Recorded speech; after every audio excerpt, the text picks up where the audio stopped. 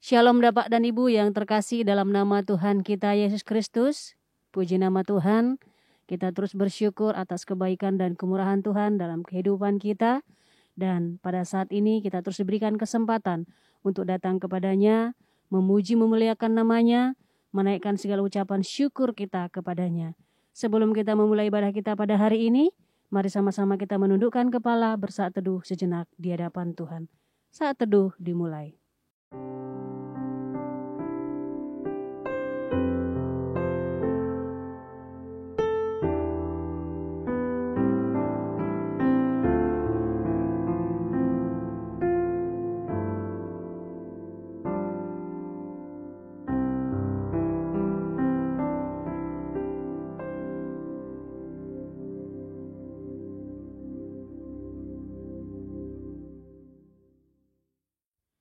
Saat teduh selesai, mari sama-sama kita berdiri, kita memberikan penghormatan bagi Bapa Sorga. Hormat bagi Bapa Sorga.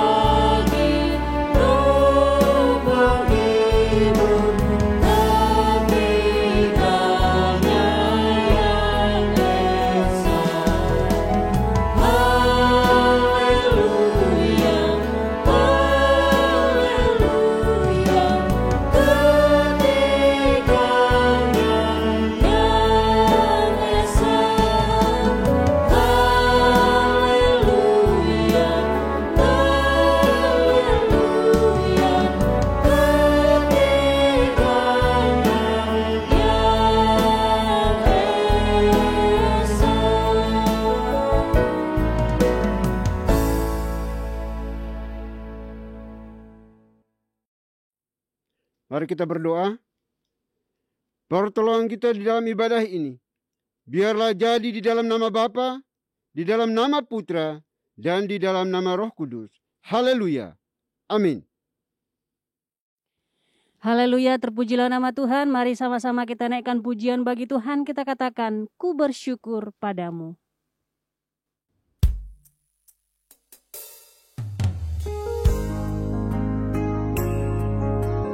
Kami mau menaikkan segala ucapan syukur kami kepada Engkau ya Tuhan.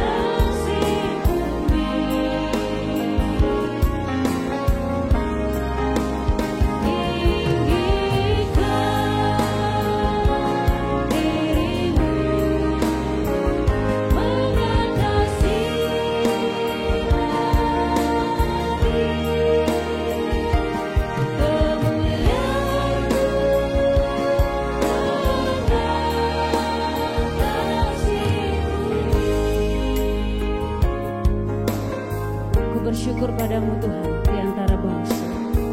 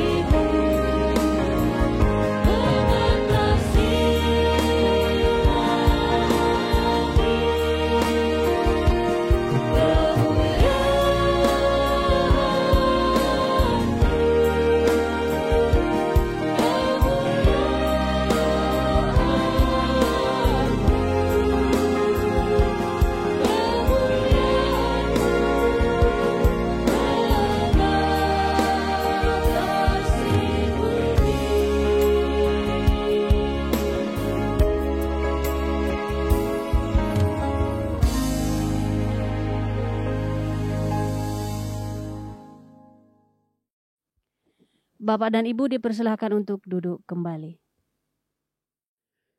Marilah kita datang kepada Tuhan dengan rasa sesal dan juga dengan rasa malu dan dengan segala kerendahan hati kita. Mari kita mengakui akan dosa-dosa kita di hadapan Tuhan yang Maha Tahu. Mari kita berdoa. Bapa di surga, Bapa yang kami kenal, kami sembah di dalam Kristus Yesus Tuhan kami. Terima kasih untuk kesempatan hidup hari ini lagi. Kami boleh beribadah kepadamu. Biar kiranya kasih cintamu yang terus menopang menolong kami di sepanjang ibadah kami ini ya Bapa. Dan sebelum jauh melangkah di dalam menyembah, memuji, memuliakan namamu, dan juga mendengarkan firman-Mu di dalam ibadah ini, kami datang di hadapan-Mu ya Bapa, menundukkan kepala kami, memohon, meminta kepadamu untuk Tuhan mengampuni setiap dosa, kejahatan, kesalahan yang kami buat, yang sengaja maupun tidak sengaja di dalam kehidupan kami. Dosa terhadap orang tua kami, anak-anak kami, suami istri, pimpinan bawahan kami, rekan-rekan sekerja sepelayanan kami, yang telah kami sakiti mereka dengan lidah, bibir, mulut kami, tindakan, perbuatan kami. Kami mohon ampuni kami, kasihani kami Bapa, supaya kami layak di dalam mengikuti ibadah pada hari ini. Terima kasih Bapa. Kami adalah manusia ciptaan, terbatas, berdosa. Kami bobrok, najis, pemberontak di hadapan Tuhan. Kami tahu yang benar, namun seringkali kami lalai untuk melakukannya. Oleh itu kami mohon ya Bapa, ampuni kami, kasihani kami. Karena kami sadar bahwa hanya Engkaulah yang sanggup dan mampu untuk menyucikan, menguruskan setiap dosa dan kesalahan kami. Terima kasih Bapa. Ini doa pengakuan dosa kami yang kami panjatkan hanya dalam Kristus Yesus, Tuhan dan Juru Selamat kami satu-satunya. Kami berdoa dan memohon ampun. Haleluya. Amin. Baik Bapak Ibu, kita akan masuk di dalam berita pengampunan dosa. Sebagaimana firman Tuhan mengatakan, dosaku kuberitahukan kepadamu, dan kesalahanku tidaklah kusembunyikan. Aku berkata, aku akan mengaku kepada Tuhan pelanggaran-pelanggaranku, dan Engkau mengampuni kesalahan karena dosaku. Selaku pelayan Tuhan Yesus Kristus, saya memberitahukan bahwa Tuhan telah mengampuni setiap kita yang mengaku dosa-dosanya di hadapan Tuhan, dalam nama Bapa, Putra, dan Roh Kudus. Amin. Bapak dan Ibu saya undang untuk berdiri. Bersama dengan gereja segala abad dan sepanjang zaman, mari menyatakan komitmen iman dengan hati, lidah, dan bibir kita dengan mengikrarkan pengakuan iman rasuli. Aku percaya kepada Tuhan, Bapa yang Maha Kuasa, Khalik langit dan bumi, dan kepada Yesus Kristus, anaknya yang tunggal, Tuhan kita, yang dikandung dari Roh Kudus, lahir dari anak darah Maria, yang menderita sengsara di bawah pemerintahan Pontius Pilatus, disalibkan, mati, dan dikuburkan, turun ke dalam kerajaan maut. Pada hari yang ketiga, bangkit pula dari antara orang mati, naik ke sorga, duduk di sebelah kanan Tuhan, Bapa yang Maha Kuasa. Dan dari sana, Ia akan datang untuk menghakimi orang yang hidup dan yang mati. Aku percaya kepada Roh Kudus, gereja yang kudus dan am, persekutuan orang kudus, pengampunan dosa, kebangkitan tubuh, dan hidup yang kekal. Amin. Bapak dan Ibu dipersilakan untuk duduk kembali. Kita terus bersorak-sorai bagi nama Tuhan. Mari sama-sama kita naikkan pujian baginya. Kita katakan damai yang Dia berikan.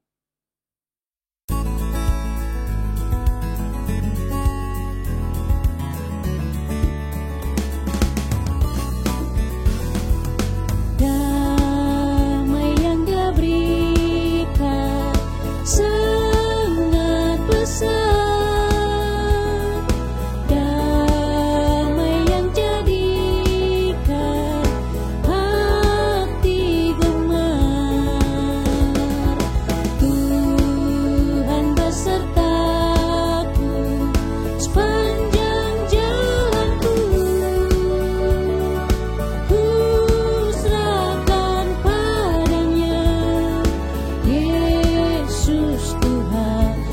Dia berikan sangat besar.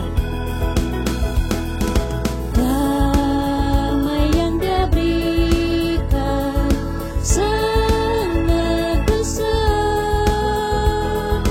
Damai yang jadikan hati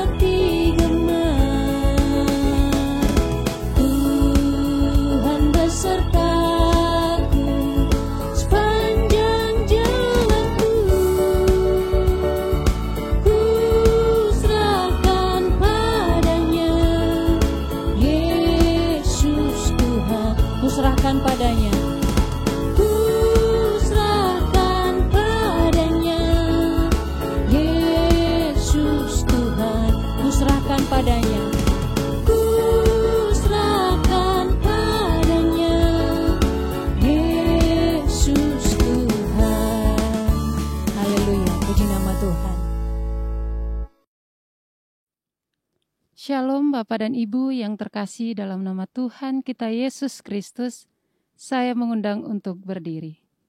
Saya akan membawakan Mazmur Tuhan yang diambil dari nomor 31, ayat 10 sampai dengan 12, dan ayat 16 sampai dengan 19.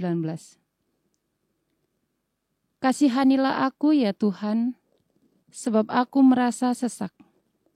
Karena sakit hati, mengidaplah mataku. Meranalah jiwa dan tubuhku. Sebab hidupku habis dalam duka dan tahun-tahun umurku dalam keluh kesah.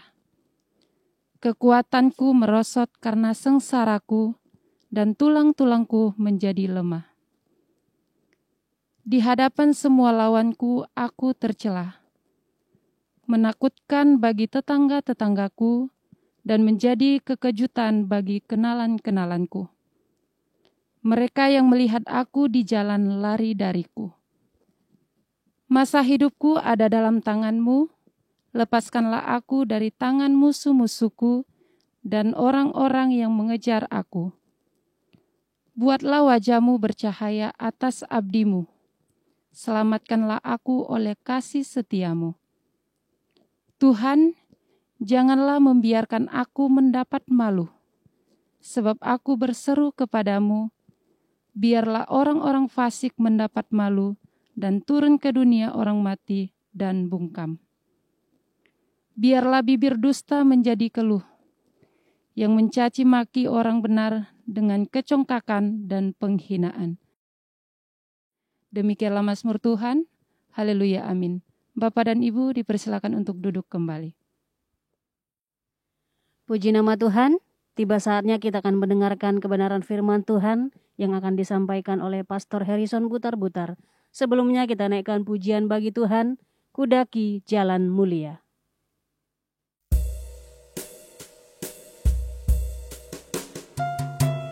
Kudaki jalan mulia, tetap doaku inilah.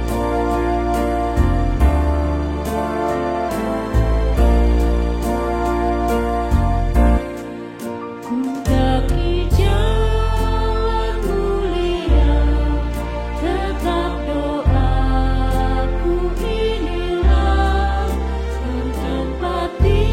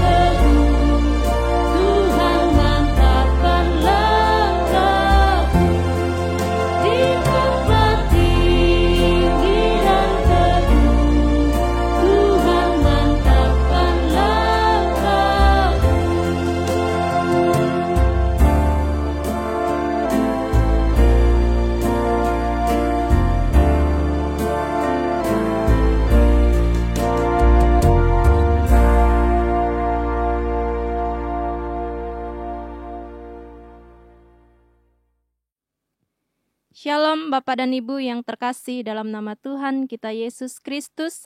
Saya mengundang untuk berdiri. Saya akan membacakan firman Tuhan yang diambil dari Matius pasal 18 ayat 1 sampai dengan 5. Pada waktu itu datanglah murid-murid itu kepada Yesus dan bertanya, "Siapakah yang terbesar dalam kerajaan sorga?" Maka Yesus memanggil seorang anak kecil dan menempatkannya di tengah-tengah mereka. Lalu berkata, "Aku berkata kepadamu, sesungguhnya jika kamu tidak bertobat dan menjadi seperti anak kecil ini, kamu tidak akan masuk ke dalam kerajaan sorga.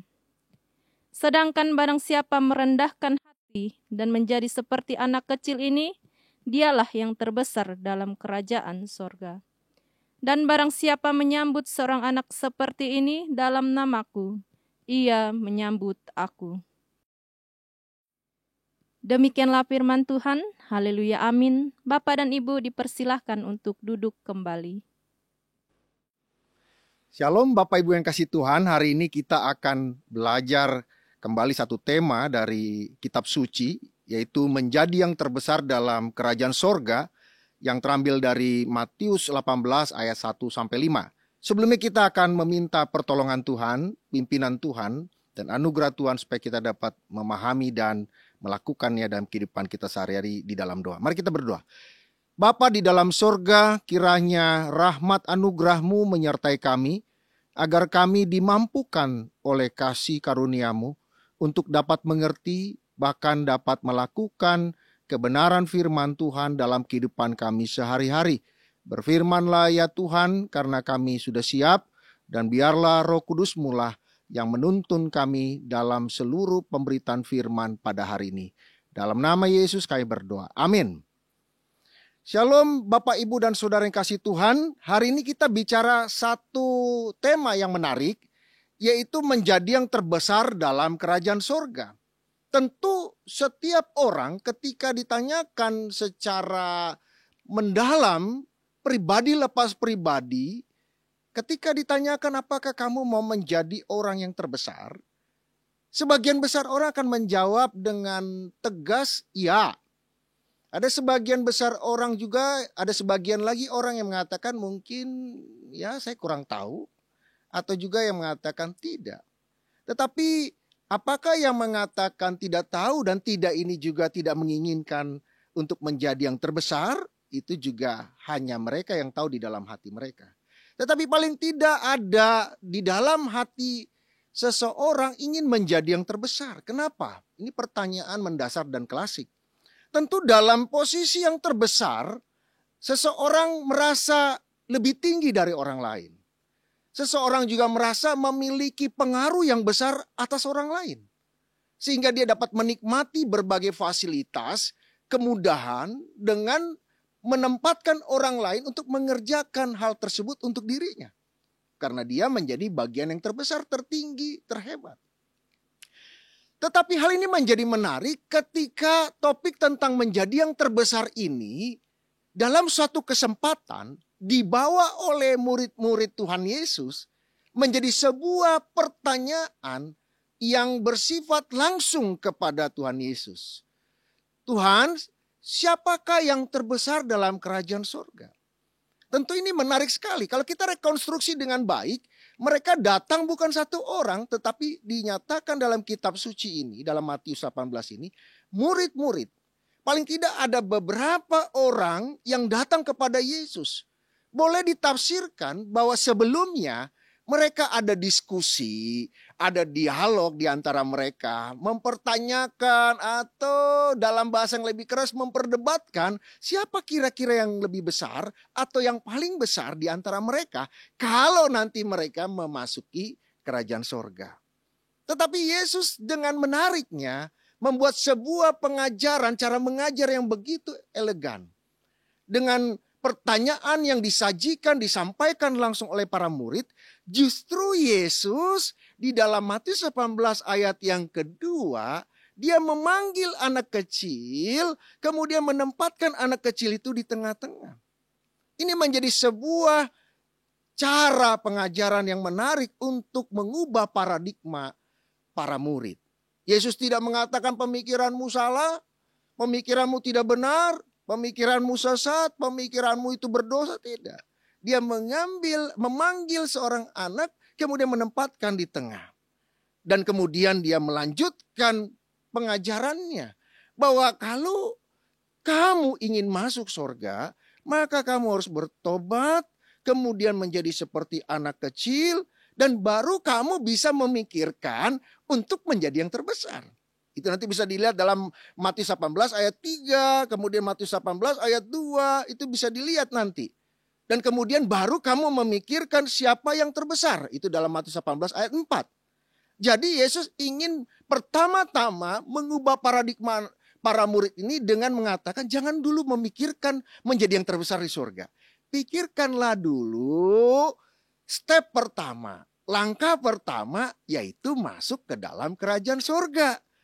Baru step kedua kamu pikirkan menjadi yang terbesar dalam kerajaan surga. Itu Matius 18 ayat 4. Nah, dalam cerita ini dapat disimpulkan bahwa Yesus tidak melarang, tidak menghina, tidak mengecam keras pendapat para murid tentang siapakah yang bisa menjadi terbesar dalam kerajaan surga.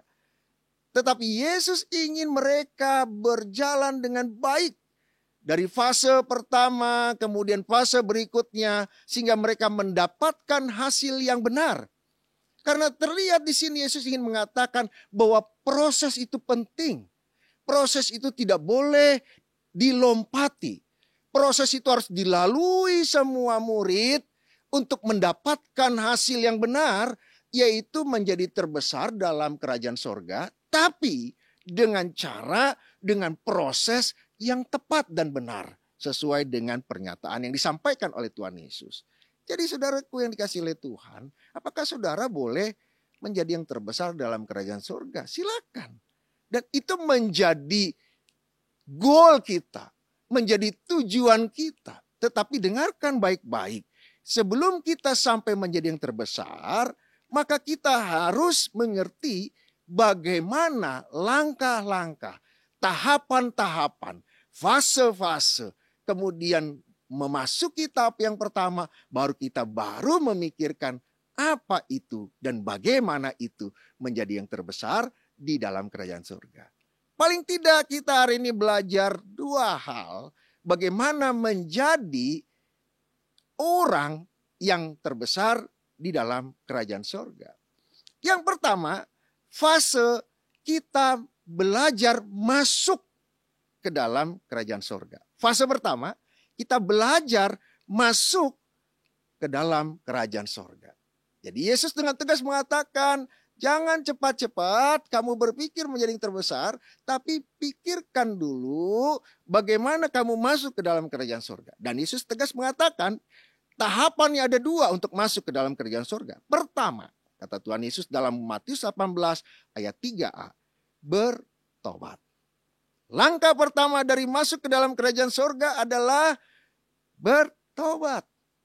Bertobat ini kadang-kadang orang berpikir adalah tidak lagi melakukan yang jahat. Padahal kata bertobat yang dipakai ini bukan hanya berkata tentang tidak melakukan lagi yang jahat, itu hanya setengah langkah dari bertobat. Langkah berikutnya adalah mengerjakan yang benar.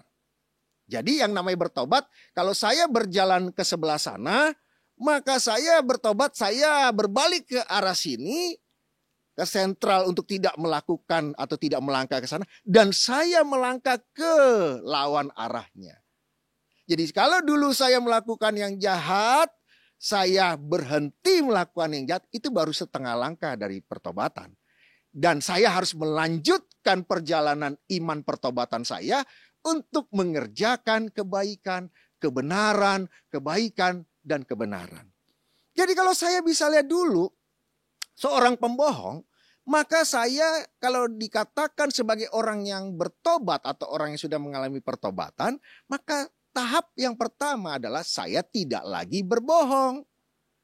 Tetapi langkah berikutnya dan menyempurnakan dari pertobatan sehingga dikatakan pertobatan yang sejati adalah saya mulai dan terus menerus berkata benar dan kebenaran. Kalau dulu saya berkata bohong, tipu, muslihat dan segala macam, tidak lagi mengerjakan itu, tetapi berbalik dan mengerjakan dalam perjalanan hidup saya selanjutnya, yaitu mengatakan yang benar dan kebenaran seperti yang dikatakan oleh kitab suci. Kalau dulu saya orangnya suka berzina, maka saya tidak lagi berzina dan saya kembali mengerjakan hal-hal yang suci dan kudus sepanjang kehidupan yang masih Tuhan sediakan buat saya. Kalau dulu saya sangat pelit, kikir banget. Pelit banget, pada saya mungkin punya uang yang cukup, pelit banget, pelit. Gitu ya, si sangat pelit, si kikir dan segala macam sebutan itu kepada saya dulu. Tetapi setelah saya mengalami pertobatan, saya tidak lagi pelit dan saya bermurah hati. Melihat orang yang memerlukan pertolongan, tangan saya segera memberi. Saya tidak memberi tangan kanan memberi, kanan tangan kiri harus tahu. Saya memberi hanya untuk mendapatkan puji-pujian, tidak lagi demikian. Tetapi saya memberi karena saya ingin dia merasakan kasih Tuhan. Saya memberi karena saya ingin menyampaikan bahwa Tuhan sedang menolong orang-orang tersebut melalui saya. Jadi pertobatan itu bukan hanya saya tidak berbuat yang jahat, tetapi saya juga mulai melakukan yang baik dan benar sampai saya mengakhiri kehidupan yang Tuhan berikan kepada saya. Jadi pertobatan itu tidak mudah. Pertobatan itu sebuah perjuangan iman. Sebuah perjuangan yang perlu sekuat tenaga di dalam anugerah Tuhan. Karena saya kalaupun berjuang, tetapi tanpa anugerah Tuhan tidak bisa. Pertobatan itu dimulai dari anugerah, berjalan di dalam anugerah, dan berakhir di dalam anugerah Tuhan. Tanpa anugerah tidak ada pertobatan. Tetapi di dalam anugerah itu, semua daya kemampuan kita menjadi sebuah kemampuan rohani yang memampukan kita untuk menang atas keberdosaan. Jadi dalam hal ini Yesus mengatakan dalam tahap fase pertama tentang siapa yang terbesar, dia mengatakan jangan pikirkan itu dulu, pikirkanlah apakah engkau masuk surga. Kalau engkau mau masuk surga, kau harus menerima anugerah pertobatan itu dan mengerjakan pertobatan itu di dalam anugerah keselamatan yang Tuhan sediakan buatmu dan buat saya dan buat kita semua. Tanpa itu engkau jangan memikirkan siapa yang terbesar. Dan engkau tidak perlu berdebat. Engkau tidak perlu bertengkar tentang siapa yang terbesar di surga. Karena di tahap awalmu pun engkau tidak masuk surga. Tetapi di dalam pertobatan karena anugerah Tuhan, saudara dan saya bisa menerima keselamatan dan masuk ke dalam surga, ke dalam pintu surga yang luar biasa itu. Dan di sanalah kita melakukan yang baik, yang benar di hadapan Tuhan. Cara yang kedua atau step kedua dari fase masuk ke dalam surga adalah menjadi seperti anak kecil. Menjadi seperti anak kecil di dalam cerita ini, dalam perikop pasal 18 ayat 1 sampai 5. Ini ada 2 kali disebut paling tidak oleh Tuhan Yesus. Pertama itu tentu di dalam ayat yang kedua. Kemudian nanti juga ada di dalam ayat yang keempat. Tetapi agak berbeda penekanannya. Di dalam fase masuk ke dalam surga ini, penekanan engkau harus menjadi seperti anak kecil setelah bertobat, itu adalah sepertinya digambarkan bagaimana Yesus memanggil anak kecil yang tadi saya sampaikan, dan kemudian anak kecil itu ditempatkan di tengah-tengah. Apa yang dimaksud itu? Yesus ingin mengatakan bahwa kalau kamu mau bertobat, kalau kamu mau masuk surga, kamu harus bertobat dan dilanjutkan dengan langkah kedua, taat, nurut kepada penempatan Tuhan, kehendak Tuhan. Seperti yang dilakukan Yesus kepada anak tadi. Anak tadi dipanggil, dia datang. Saudara dipanggil, saudara datang. Kemudian ditempatkan di tengah, mau di samping atau di mana, dia tetap ikut apa yang dilakukan oleh Tuhan Yesus. Jadi, Yesus ingin mengatakan, janganlah kalian itu merasa paling pintar. Janganlah kalian merasa paling hebat. Sepertinya kalian sudah tahu semua kalau kalian sudah berjalan bersamaku. Tapi Yesus justru memakai gaya bahasa yang luar biasa. Belajar dari anak kecil. Jadi seperti anak kecil yang nurut, yang taat, tidak berbantah-bantah kepada perintah, kehendak, dan penempatan Tuhan.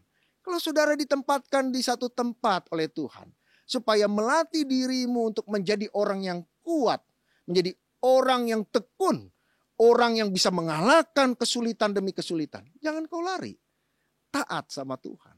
Kerjakan itu. Percayakanlah bahwa Tuhan selalu punya maksud yang baik dalam kehidupanmu dan kehidupan anak-anaknya. Yesus, Tuhan kita, tidak pernah bermaksud jahat kepadamu dan kepada kita semua. Taat, nurut seperti anak-anak itu. Jangan berbantah.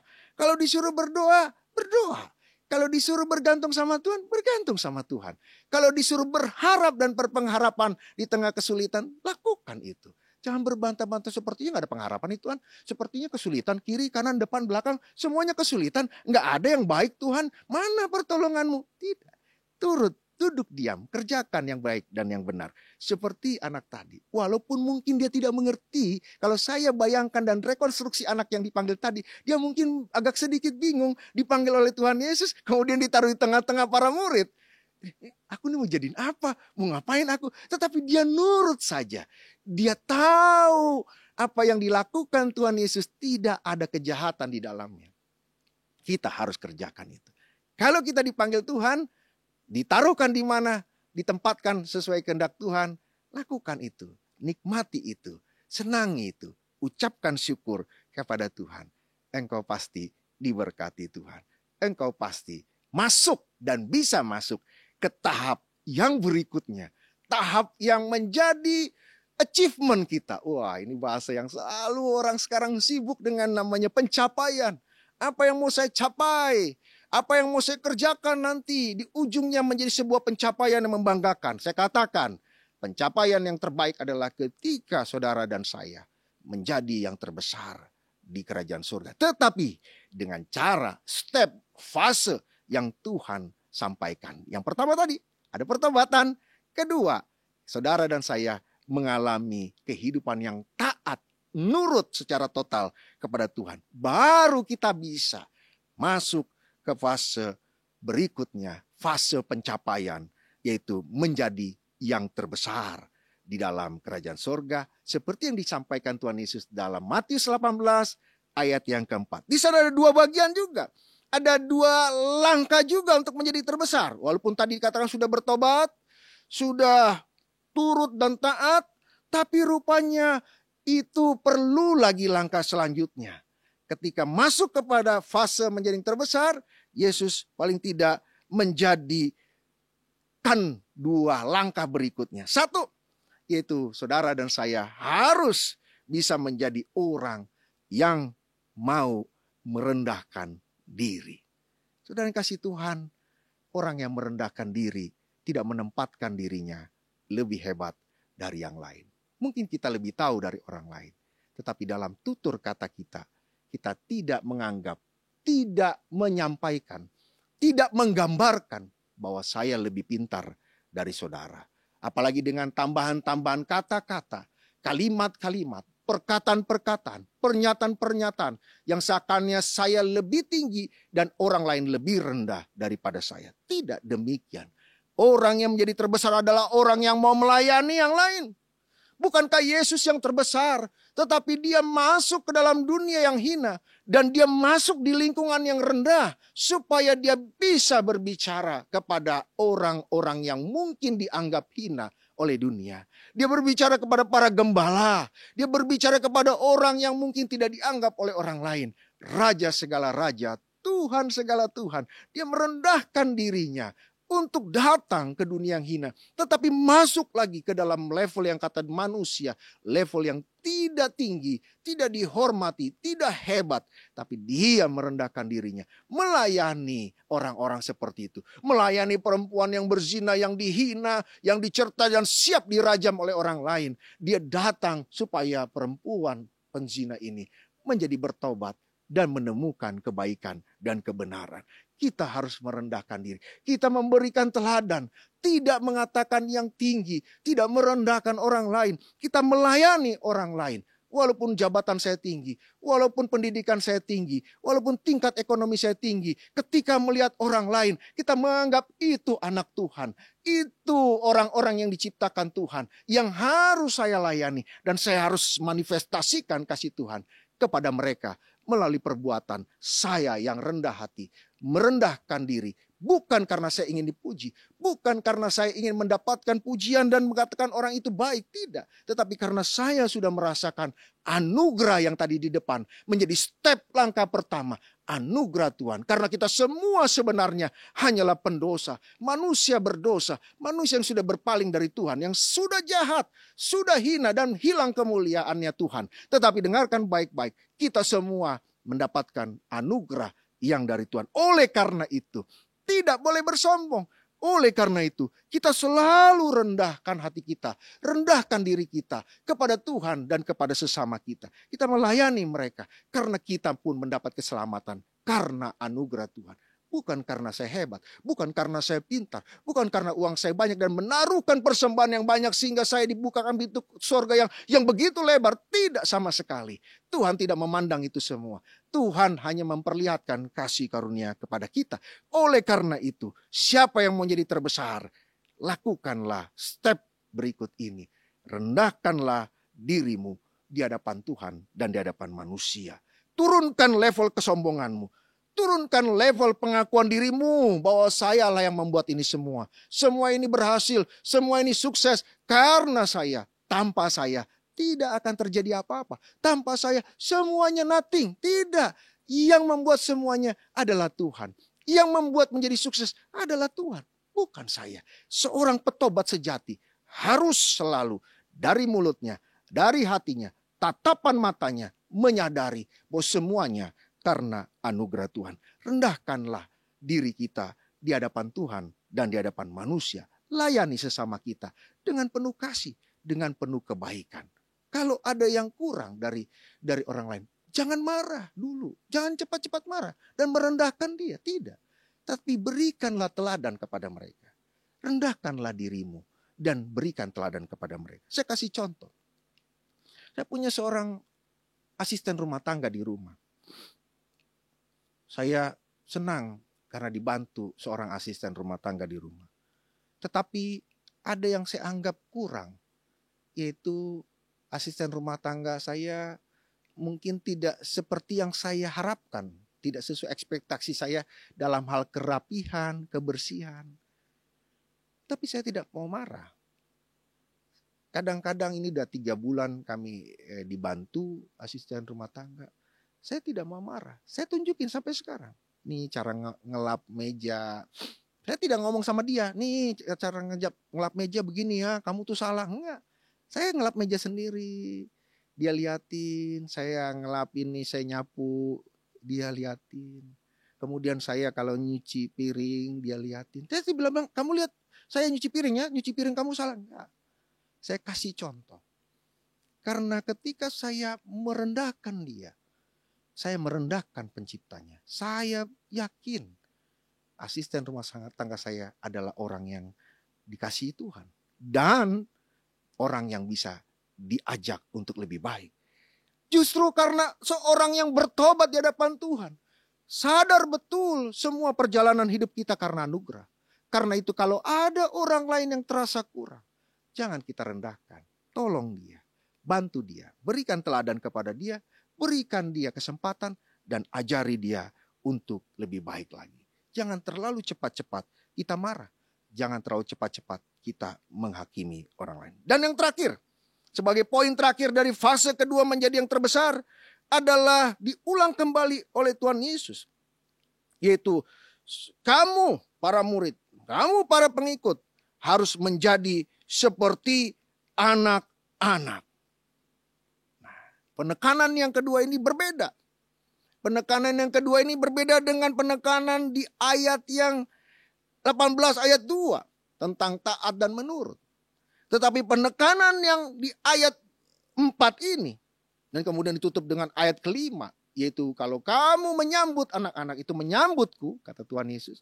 Itu berbicara tentang bagaimana saudara dan saya yang sudah bertobat, saudara dan saya harus taat kepada Tuhan, merendahkan diri. Yang ketiga, saudara dan saya tidak menganggap saya adalah sesuatu. Ini tahapan yang paling besar. Saya, saudara, kita semua ketika sudah sampai tahap di mana kita semua bukanlah siapa-siapa. Semuanya karena Tuhan. Dialah yang membuat apa-apa dalam kehidupan saya. Saya nothing. Saya bukan siapa-siapa. Tuhanlah yang membuat semuanya. Kalau sampai kesadaran itu, sampai sebuah kehidupan itu, kesadaran itu, maka kita masuk ke dalam tahap menjadi yang terbesar.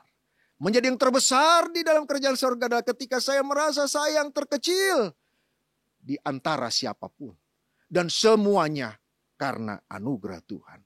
Ketika kesadaran itu menjadi kehidupan yang sungguh sejati, bukan sebuah perbuatan yang munafik. Percayalah, saudara masuk ke dalam tahap menjadi yang terbesar di dalam kerajaan surga. Karena menjadi terbesar dalam kerajaan surga bukanlah orang terhebat. Menjadi terbesar di sorga bukanlah orang yang paling dihormati. Menjadi yang terbesar di sorga bukanlah orang yang terbesar dan dituakan. Karena kata terbesar yang ditanyakan oleh para murid di pasal yang 18 ayat yang pertama, kata terbesar di situ. Siapakah Tuhan yang terbesar di dalam kerajaan surga? Kata terbesar itu dalam bahasa aslinya artinya terbesar, terhebat, paling dituakan, paling dihormati, paling dianggap pengaruhnya, kuasanya. Tetapi ketika masuk ke dalam pasal 18 ayat 4 dan 5. Yesus masuk ke dalam sebuah tahapan yang esensial. Bahwa kalau kamu ngerti menjadi orang terbesar, justru disitulah kamu menyadari kamu yang terkecil. Sehingga pernyataan Yohanes benarlah. Biarlah aku semakin kecil dan Tuhan semakin besar. Semakin tidak punya apa-apa. Bukan siapa-siapa. Tuhanlah yang membuat semuanya menjadi apa-apa di dalam hidupku. Semua kesehatanku, keberhasilanku, pendidikanku, ekonomiku, semua karena anugerah-Mu, ya Tuhan. Tidak ada kehebatan saya. Tidak ada kehebatan kami, Tuhan. Tidak ada kejagoan kami, Tuhan. Karena itu, kami tahu semua karena anugerah Tuhan. Sehingga ketika kita bangun pagi pun, kita berdoa sama Tuhan. Kami mengucapkan syukur kepadamu Tuhan. Karena kami masih diberi kesempatan hidup satu hari lagi. Supaya kami bisa melakukan apa yang Tuhan kehendaki dalam hidup kami. Ketika kita melihat orang lain, ketika kita baru mulai berbaur di jam kerja, keluar dari rumah kita. Kita tahu kita orang yang berdosa dan karena anugerahnya kita diselamatkan. Maka kita memandang orang lain tidak dengan kesombongan. Tidak merendahkan orang lain. Tetapi kita menganggap mereka sebagai ciptaan Tuhan yang mau saya kenalkan, mau saya sampaikan, mau saya dekati dengan kasih Tuhan yang luar biasa itu. Mari Bapak Ibu yang kasih Tuhan, hari ini saya ingin menantang kita semua. Siapa yang mau jadi terbesar di kerajaan surga? Tuhan tidak larang. Tapi caranya adalah rendahkanlah dirimu serendah-rendahnya karena anugerah Tuhan. Dan katakanlah semua karena anugerah Tuhan. Kerjakan pertobatanmu sungguh. Rendahkan hatimu di hadapan Tuhan. Kemudian engkau juga taat di sepanjang kehidupanmu. Dan yang keempat, engkau bisa menjadi seperti anak kecil yang tidak menganggap dirinya sesuatu yang hebat. Bertobat, taat, merendahkan diri, dan menempatkan diri sebagai yang terkecil. Bukan sesuatu yang hebat, tetapi Tuhan yang terhebat. Maka saudara dan saya layak Tuhan tempatkan sebagai orang yang terbesar dalam kerajaan surga. Kiranya kita menikmati hari yang Tuhan beri. Jauhkan kesombongan dari hidup kita. Pegang tangan Tuhan senantiasa. Percayakan hidupmu kepada anugerah Tuhan. Dan rasakan perjalanan hidupmu sebagai sebuah ucapan syukur dan sukacita. Percayalah engkau akan diberkati. Dan kita akan memperoleh kehidupan di surga menjadi orang yang diangkat Tuhan, dimuliakan oleh Tuhan. Mari kita berdoa. Bapa di dalam surga, kami berdoa hari ini Tuhan, kiranya kami diberikan anugerah-Mu untuk menjadi orang yang terbesar. Karena kami menyadari semua dimulai karena anugerah, dan kami menjalaninya dalam anugerah, dan kami mengakhirinya di dalam anugerah. Berkati kami selalu Tuhan. Terima kasih buat pertobatan dari Tuhan. Berikan kami anugerah-Mu untuk menjalani dengan ketaatan, kerendahan hati, dan kesadaran bahwa semua karena Tuhan, kami bukan siapa-siapa, tetapi Tuhanlah yang mengerjakannya dalam hidup kami. Mari Bapa Surgawi, berkati kami semua yang mendengarkan firman, dan kiranya Tuhan memimpin, memelihara kehidupan kami senantiasa. Dalam nama Yesus, kami menyerahkan pemberitaan firman dan kehidupan kami selanjutnya ke dalam tangan Tuhan. Amin. Puji nama Tuhan, pada hari ini kita diberikan kesempatan untuk memberikan persembahan kepada Tuhan. Persembahan dapat diberikan melalui nomor rekening atau QR yang tertera di layar atas nama Yayasan Muria. Mari sama-sama kita puji Tuhan melalui pujian Bawa Persembahanmu.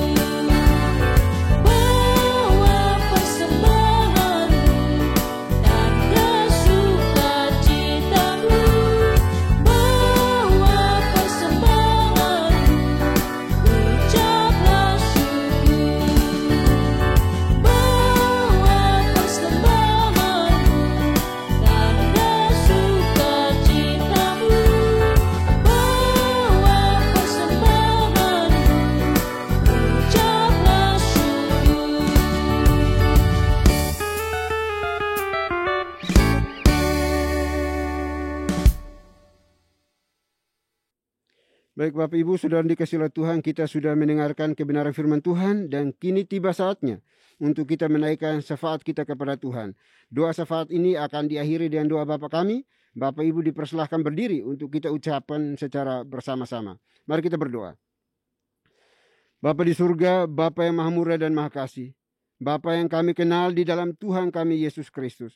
Terima kasih ya Tuhan untuk napas hidup yang Tuhan anugerahkan bagi kami secara cuma-cuma, sehingga kami hidup sampai hari ini di sini dan bisa beribadah kepadamu. Terima kasih Tuhan. Kami bersyukur untuk ibadah yang Tuhan perkenankan bagi kami hari ini.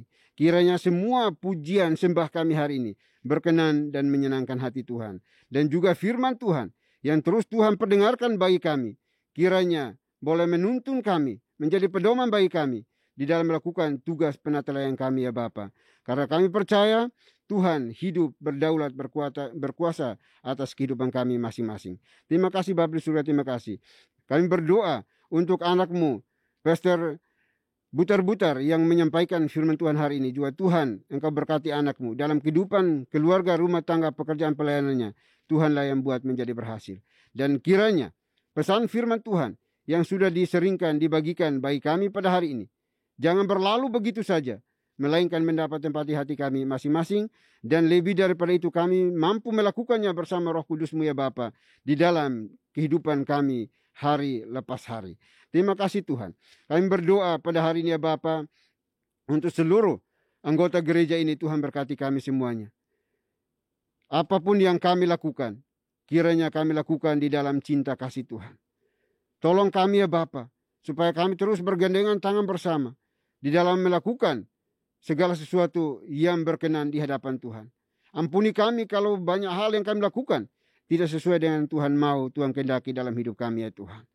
Olehnya itu kami mohon ya Bapa, pimpin kami, tuntun kami, sertai kami, supaya kami tidak tersesat di jalan pikiran kami masing-masing, melainkan kami mengikuti apa yang menjadi kehendak Tuhan di dalam kehidupan kami. Terima kasih Bapa, terima kasih Tuhan. Berdoa untuk anak-anak-Mu yang boleh Tuhan himpun bersama di gereja ini, di berbagai wilayah tempat. Tuhan, Engkau jamah berkati mereka. Jadikan mereka garam dan terang di lingkungan mereka masing-masing ya Bapa. Terima kasih Tuhan. Kami juga berdoa ya Bapa bagi anak-anak-Mu yang saat ini bergumul di dalam kehidupan keluarga rumah tangga mereka. Tuhan, Engkau hadir untuk menolong mereka, baik secara ekonomi dan berbagai hal. Kami serahkan dalam tangan kasih-Mu. Tuhan, tolong anak-anak-Mu semuanya ya Bapa. Terima kasih Tuhan. Kami juga berdoa bagi mereka yang sementara ini mengalami kelemahan tubuh. Kami serahkan ke dalam tangan kasih-Mu. Kiranya Tuhan sendiri yang akan melawat mereka, menjamah mereka, dan menyembuhkan mereka ya Tuhan. Terima kasih Bapa. Kami juga berdoa pada saat ini ya Tuhan, untuk setiap kebutuhan makan, minum, pakai, tempat tinggal mereka. Juga kami serahkan dalam tangan kasih-Mu. Tuhan sendirilah yang menjadi sang provider bagi mereka, untuk menyediakan yang terbaik sesuai dengan kebutuhan anak-anak-Mu ya Bapa. Terima kasih Tuhan Yesus, terima kasih. Kami juga berdoa pada saat ini ya Tuhan untuk seluruh pengurus gereja ini, penatua, diaken, aktivis gereja ini, para GI dan pastor. Kami serahkan dalam tangan kasih-Mu. Tuhan berkati kami semuanya, supaya kami boleh melakukan tugas penatelayan kami dengan motivasi yang benar di dalam cinta kasih Tuhan. Tidak untuk memuliakan diri kami, mencari hormat bagi nama kami, tapi semuanya kami rindu agar nama Tuhan saja yang diagungkan, dimuliakan di dalam dan melalui pelayanan yang kami lakukan kepadamu ya Tuhan. Terima kasih Bapa di surga, terima kasih. Kami juga berdoa pada saat ini ya Tuhan, menyerahkan seluruh pribadi lepas pribadi anggota gereja ini ke dalam tangan kasih-Mu. Pakai kami semuanya menjadi alat Tuhan yang efektif untuk terus menjadi pemberita-pemberita Injil dimanapun kami berada, sehingga kami membawa banyak jiwa datang untuk menyembah, memuji, memuliakan nama-Mu, dan mengaku bahwa Yesus adalah Tuhan dan Juru Selamat kami satu-satunya. Terima kasih Tuhan, terima kasih Bapa. Kami juga berdoa pada saat ini menyerahkan Yayasan Moria ke dalam tangan kasih-Mu. Tuhan berkati yayasan ini yang dengan sukacita menopang menolong setiap pekerjaan pelayanan Tuhan secara holistik di dalam pelayanan ini. Tuhan berkati, terutama juga di dalam gereja ini yang menolong banyak anggota gereja, banyak pelayan Tuhan. Tuhan berkati mereka, para pengurusnya, apapun yang mereka kerjakan, usahakan, Tuhan buat menjadi berhasil. Terima kasih Tuhan. Kami juga berdoa pada saat ini ya Tuhan, untuk bangsa dan negara kami. Kami serahkan ke dalam tangan kasih-Mu. Tuhan berkati bangsa kami, pemerintah kami, supaya dapat menjalankan roda pemerintahan ini dengan benar di dalam takut akan Tuhan. Jauhkan perpecahan di negeri kami, pertikaian di negeri kami, baik dari dalam maupun luar negeri yang berusaha untuk menghancurkan negara kesatuan Republik Indonesia ini Bapa. Kami serahkan dalam tangan kasih-Mu. Biarlah Tuhan yang menjadi pembela kami di dalam negara tercinta ini ya Tuhan. Terima kasih Bapa, terima kasih Tuhan. Ini doa kami ya Tuhan, doa yang jauh dari sempurna. Kami akan sempurnakan dengan doa yang telah Tuhan Yesus ajarkan kepada kami. Demikian. Bapa kami yang di surga, dikuduskanlah nama-Mu. Datanglah kerajaan-Mu, jadilah kehendak-Mu di bumi seperti di surga. Berikanlah kami pada hari ini makanan kami yang secukupnya. Dan ampunilah kami akan kesalahan kami, seperti kami juga mengampuni orang yang bersalah kepada kami. Dan janganlah membawa kami ke dalam pencobaan, tetapi lepaskanlah kami daripada yang jahat. Karena Engkau yang punya kerajaan, dan kuasa, dan kemuliaan, sampai selama-lamanya. Amin. Masih tetap berdiri, mari sama-sama kita membacakan nats pedoman hidup baru yang diambil dari Roma pasal 10 ayat 9. Dalam hitungan yang ketiga kita bacakan bersama-sama. 1, 2, 3. Sebab jika kamu mengaku dengan mulutmu bahwa Yesus adalah Tuhan dan percaya dalam hatimu bahwa Tuhan telah membangkitkan Dia dari antara orang mati, maka kamu akan diselamatkan. Doksologi. Puji Tuhan sumber berkat, puji Dia suruh malu, puji Dia suruh sorga, Bapa, Anak, Roh Kudus.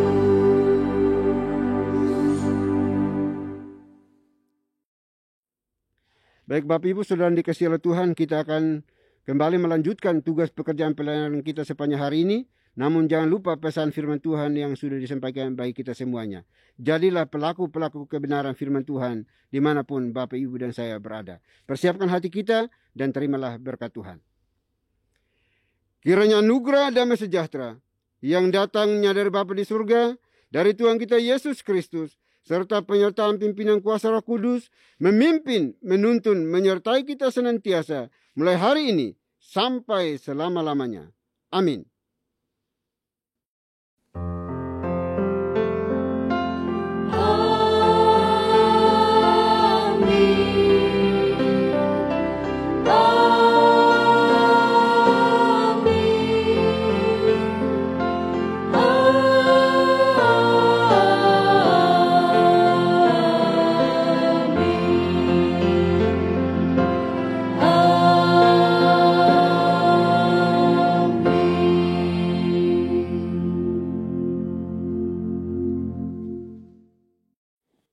Puji nama Tuhan, ibadah kita hari ini telah selesai. Bapak dan Ibu dipersilahkan untuk duduk kembali dan bersaat teduh di hadapan Tuhan. Selamat hari Minggu, Tuhan Yesus memberkati. Tenanglah kini hatiku, Tuhan memimpin langkahku. Di tiap saat